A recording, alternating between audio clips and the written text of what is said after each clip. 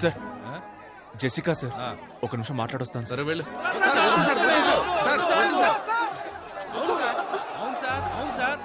Sir నా కూతురు 3rd year BTech చదువుతాం sir.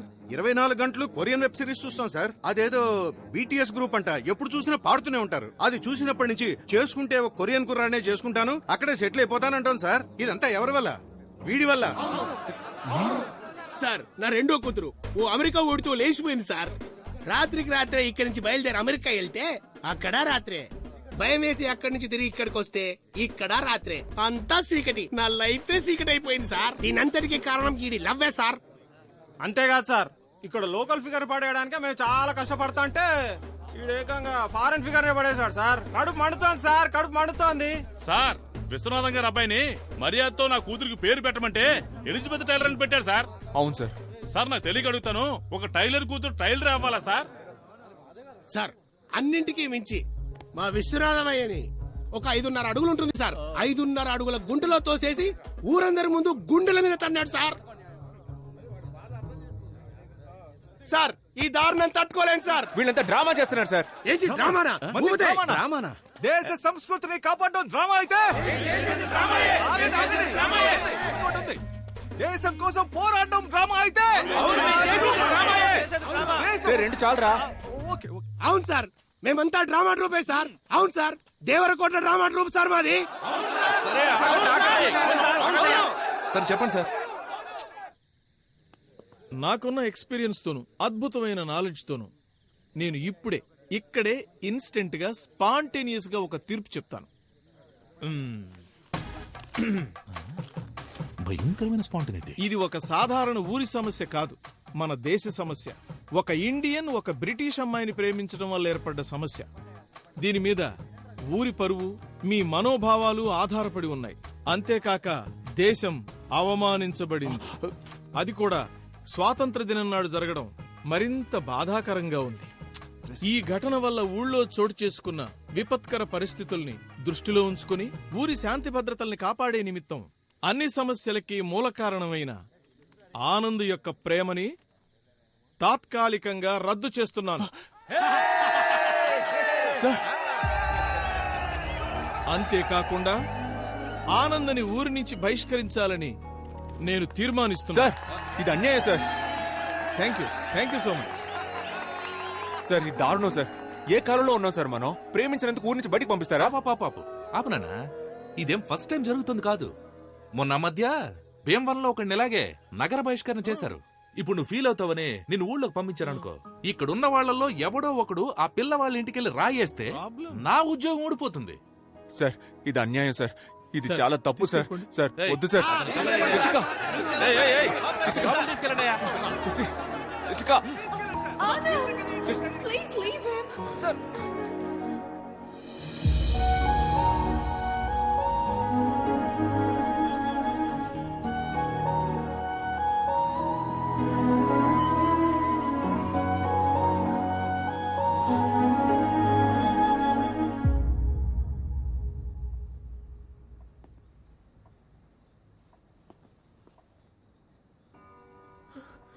Do you still think you can live in this village?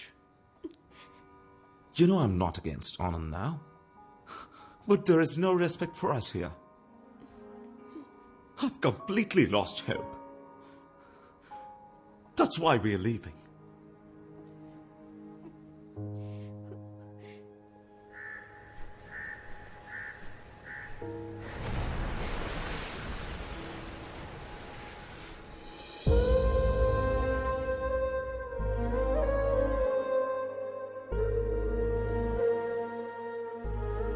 Uncle?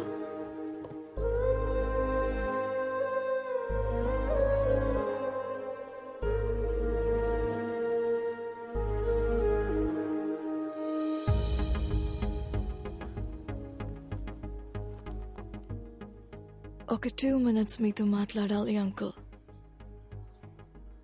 మీరు మమ్మల్ని hate చేయడంలో ఒక న్యాయం ఉంది అంకుల్. మేము ఇండియన్స్ మీద అంత వైలెన్స్ చేశాం, స్లేవ్స్ లా ట్రీట్ చేశాం. ఎన్నేళ్లు గడిచినా ఆ హేట్రెడ్ మాత్రం అలాగే ఉంది అంకుల్.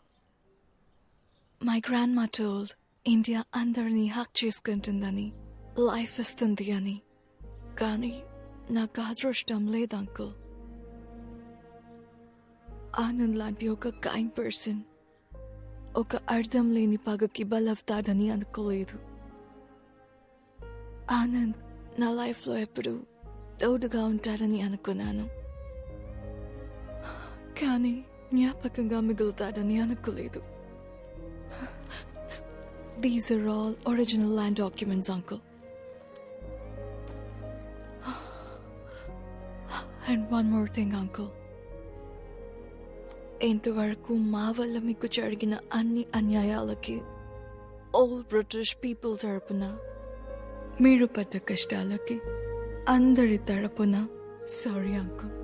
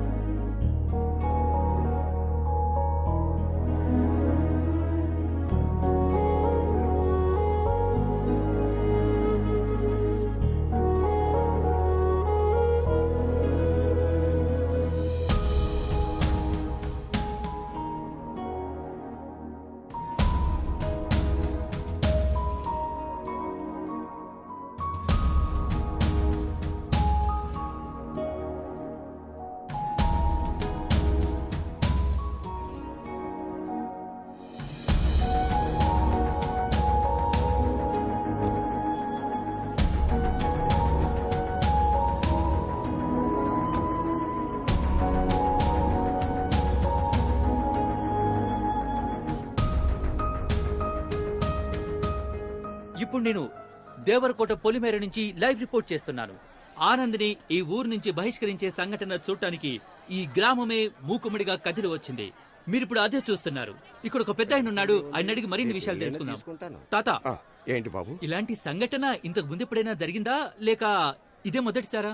ఇలాంటి సంఘటనలు ఇంతకు ముందు చాలా జరిగాయి, కానీ ఇదే మొదటిసారి. చూశారుగా జనం ఎంత ఆతృతగా ఎదురు చూస్తున్నారు. అయితే ఆనంద్ వచ్చేసినట్టున్నాడు. అతను వచ్చిన తర్వాత ఇక్కడ ఏం జరగబోతుందనేది ప్రత్యక్షంగా చూడండి. ఇదిగో ఆనంద్ వచ్చేసారు. ఆయన వెనకాల ఊరి జనం కూడా తరలి వస్తున్నారు. ఎంఆర్ఓ గారు వచ్చారు, ఇన్స్పెక్టర్ గారు కూడా ఉన్నారు. ఇప్పుడు ఆనంద్ ఊరి సరిహద్దు దాటబోతున్నారు. మీరు చూస్తున్నారు, ఇదే ఆ సరిహద్దు రేఖ. ఆనంద్ దాటేస్తున్నారు. ఆనంద్ ఆయన ఆగిపోయారు, రేఖ దాటలేదు. ఇది ఊరి జనం కూడా చాలా చిరాగ్గా ఉన్నారు. చూడండి, వీడు మళ్ళీ ఏదో మొదలెట్టాడు. ముందని బయటకు పోమని చెప్పండి సార్. ఆ దేశద్రోహికి ఈ ఊళ్ళో చోట్లేదు సార్. నీ వల్ల ఊరు పరువైపోయింది. పోరా బయటికి. ఆపండ్రా. నేనెందుకు బయటకు వెళ్ళాలరా? నేనేం తప్పు చేశాను? నేను వెళ్ళనురా. ఏం పీక్తారా? ఏంటా లండన్ ప్రిన్స్ కోపంగా చూస్తున్నావు? ఇండియాకి సంబంధించిన ఒక్క విషయమైనా ఫాలో అయ్యావు నువ్వు? అయ్యాన్రా, మీ అందరికంటే 100% ఎక్కువగా ఫాలో అయ్యాన్రా. All Indians are my brothers and sisters అనేది ఫాలో అయ్యాను కాబట్టే ఒక బ్రిటిష్ పిల్లని లవ్ చేశాన్రా.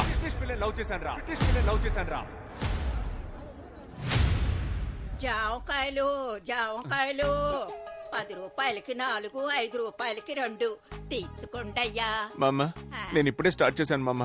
ప్లీజ్ కొంచెం పక్కకి వెళ్తావా? జామకాయలు 4, 20 రూపాయలకి 8. ఏం మాట్లాడతావురా? దేశభక్తి అంటే ఏంటో తెలుసా నీకు? అసలు దేశం కోసం ఏం చేసావు నువ్వు? మేమేం చేసామో తెలుసా? రంగు ముగ్గుల కాంపిటీషన్ లో ఇండియా మ్యాప్ నా కూతురుతో వేయించి దేశభక్తి 100 పోసాన్రా. అదిరా దేశభక్తి అంటే. జవాన్ సినిమా చూసి బయటికి వచ్చి ఇండియా ఇండియా అని గుండెలు పగిలేలా అరిచారా నేను, తెలుసా నీకు? రే నువ్వే కదరా మీ నాన్న మిలిటరీలో చేరమంటే గోడ ఎక్కి దూకి పారిపోయింది. ఈ విషయం ఊరంతా తెలిసిపోయిందా? ఇదేనేంట్రా మీ దేశభక్తి? ఇండియాకి పాకిస్తాన్ కి వార్ జరిగితే కనీసం 100 మందన్నా చావాలని మీరు అనుకుంటారు, కానీ 2 దేశాల్లో ఒక్కరు కూడా చావకూడదని నేను అనుకుంటాను. ఏంటి మెసేజ్ ఇస్తున్నావా? రేపు చైనా వాడు వార్ చేస్తే సైలెంట్ గా ఉండాలా? ఈ మెసేజ్ మీకు మాత్రమే కాదురా, చైనాకి, పాకిస్తాన్ కి, పాన్ వరల్డ్ కి రా. ఈ నీళ్ళు తాగుతున్నాడేటి? తాగాడుగా, ఇంకా వాగుతాడు. అయ్య బాబోయ్, ఇంకా మాట్లాడతాడా? జెసికా వాళ్ళ బామ్మ వార్ వల్లేరా దేశాలు తిరిగి ఎక్కడికి వెళ్లాలో తెలియక ఇండియాకి వచ్చింది. వార్ ఎంత భయంకరమైందో తెలుసారా? రష్యాకి ఉక్రెయిన్ కి వార్ వచ్చినందుకే ఇక్కడ పెట్రోల్ నుంచి కాయగూరల రేట్ వరకు అన్ని పెరిగాయని తెలుసారా? 1 కిలో బాటిల్ గార్డ్ ఎంతో తెలుసారా మీకు? రే మీకు అసలు బాటిల్ గార్డ్ అంటే ఏంటో తెలుసారా? బాటిల్ గార్డ్ అంటే సొరకాయ సొరకాయ.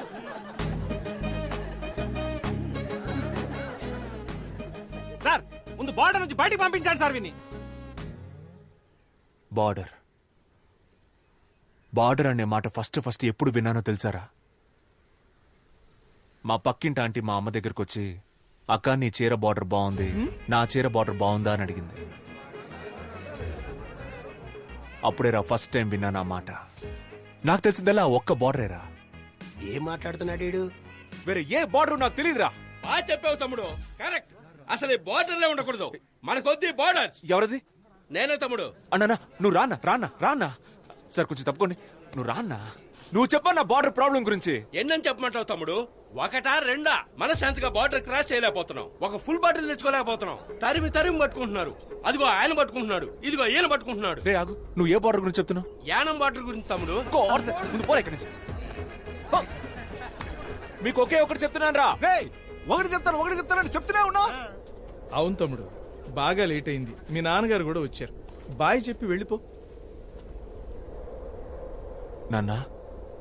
నన్ను మీరు కూడా అర్థం చేసుకోలేదా నాన్న?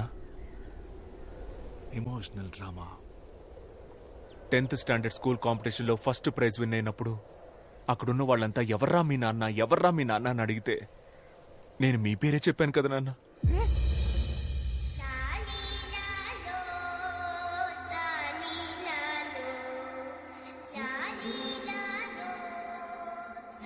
ఏం అవుతున్నాడు వాడు?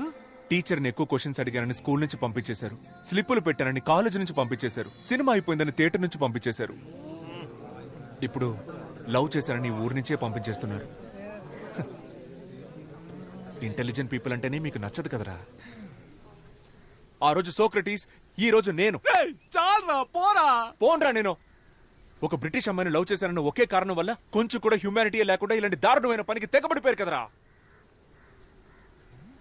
కరోనా కాలంలో అన్ని దేశాలకి హెల్ప్ చేసినందుకు మనం ఇంకా ప్రాణాలతో ఉన్నాం. అప్పుడు గెలిచింది హ్యూమానిటీయా దేశభక్తారా? చెప్పండి రా, హ్యూమానిటీయా దేశభక్త? నీకు తెలుసా? నాకు తెలియదు. హ్యుమానిటీ అంటే ఏంటండి? హ్యుమానిటీ అంటే నాకు తెలీదా?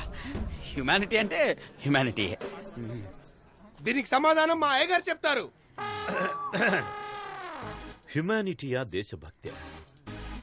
దీనికి ఆన్సర్ ఏంటో నాకు తెలుసు, కానీ ఈ ఆన్సర్ ప్రపంచానికే వినపడేలా గొంతెత్తి చెప్తాను. సూపర్ అయ్యా. సేమ్ ఇలాగే. ఇప్పుడు నాకు 67 ఏళ్ళు వచ్చాయి. ఈ ఊళ్ళో 66 ఏళ్ల వయసున్న వాళ్ళు ఉంటారు, 68 ఏళ్ల వయసున్న వాళ్ళు ఉంటారు, కానీ ఒకే ఒక్కడైనా 66 ఏళ్ల వయసులో నాకన్నా పెద్దోడు అవ్వగలుగుతాడా? ఈయన జవాబు చెప్పేలోపు ప్రశ్నే మర్చిపోయేలా ఉన్నాం. నా జవాబు నేను చెప్పాను, ఇంకా మీరే చెప్పాలి. మా నోడేదో అడుగుతున్నాడు, ఏం చెప్దాం? కొత్తగా ఏదో హ్యూమానిటీ అంటున్నాడు, మన కులపోలంతా హ్యూమానిటీ అందాం. హ్యూమానిటీ. ఆ కులపోలు చెప్పింది మనం ఎందుకు కాపీ కొట్టాలరా? మనం మార్చి చెప్దాం. దేశభక్తి. హ్యూమానిటీ దేశభక్తిలో కూడా కులం చూస్తారా మీరు? కులం, మతం, కలరు, కంట్రీ వీటన్నిటిని దాటి ఒక మనిషిని మనిషిగా చూసే హ్యూమానిటీ మీ అందరికీ ఎప్పుడు వస్తుంది? చెప్పండి, ఆ హ్యూమానిటీ ఎప్పుడు వస్తుంది? తెలిస్తేనే కదరా వస్తుంది. బాబు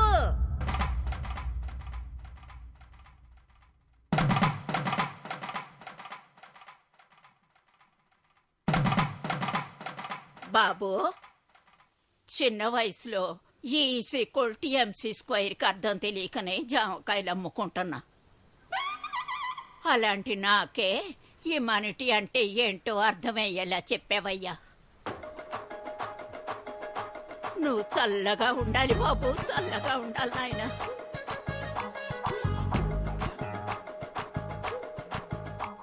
చూశారుగా, జాంకాయలమ్మే ఓ ముసలావిడికి హ్యుమానిటీ అంటే ఏంటో తెలిసింది. మరి మన ఊరి ప్రజలకి హ్యుమానిటీ గురించి ఏమైనా తెలిసిందో లేదో చూద్దాం రండి. కెమెరామెన్, జనాల వైపు ఓసారి కెమెరా తిప్పండి. తమ్ముడు ఇట్రా. సార్ వస్తున్నా. రారా. చెప్పండి సార్. నేను ఫస్ట్ నుంచి హ్యుమానిటీయే. నేను హ్యుమానిటీలోనే పెరిగాను, దాని తర్వాత హ్యుమానిటీలోనే పుట్టాను. నేను హ్యుమానిటీయే, ఎప్పుడు హ్యుమానిటీయే, పైగా మేము అందరం కూడా హ్యుమానిటీయే. నేను కూడా హ్యుమానిటీయే సార్, హ్యుమానిటీయే. ఇప్పుడు చెప్పండి రా, హ్యుమానిటీయా దేశభక్త? ప్రేమ దేశమా? ఈజ్ ఈక్వల్ టు ఇప్పుడు ఈ ఊళ్ళో నేను జెసికాని మీట్ అవ్వచ్చా, మాట్లాడొచ్చా? చూడలేవు, మాట్లాడలేవు. ఏరా? వాళ్ళు తిరిగి లండన్ వెళ్ళిపోతున్నారు. ఈవినింగ్ 6 గంటలకు వైజాగ్ నుంచి ఫ్లైట్. Humanity humanity. మనం వెళ్దాం అన్నా. ఎక్కడికి రా? రే రే రే రే, తను జెసికా ఉందిరా. ఆపరా ఆపరా ఆపరా.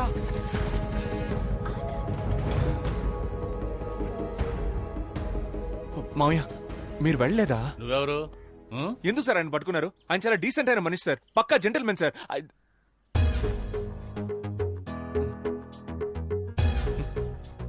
ఆయన వదలరా సార్? వదలనే వదలం.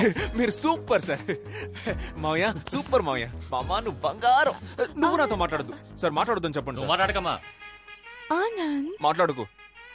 నీకోసం నేను 3rd World War ఫేస్ చేస్తుంటే నువ్వు నన్ను వదిలేసి వెళ్ళిపోతున్నావు. ఆనంద్, ప్రేమ దేశం అంటే ఏంటో తెలుసా నీకు? అట్లీస్ట్ ప్రేమికుల రోజైనా తెలుసా నీకు? ప్రేమ అనేది తమ్ముడు ఇక్కడ కూడా స్పీచ్ ఇస్తున్నావా?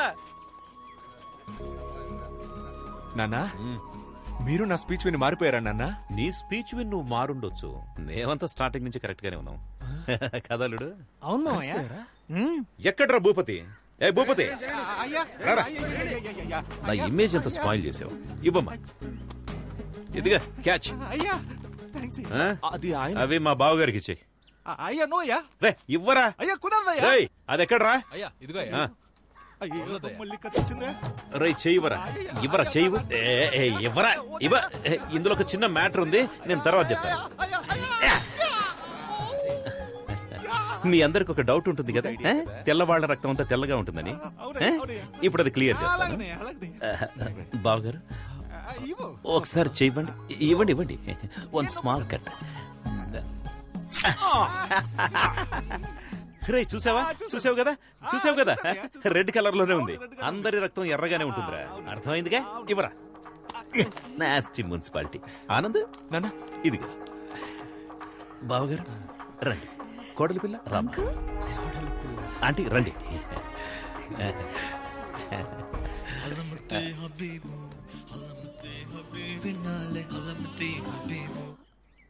హలమతి హబీబా అంటే? నాకు నిజంగా దాని అర్థం తెలియదమ్మా. ఆ రోజేమో లస్క్ టపా, ఇవాళేమో అల్మతి అబీబా.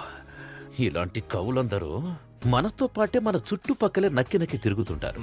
వాళ్ళు నా చేతికి దొరకాలి.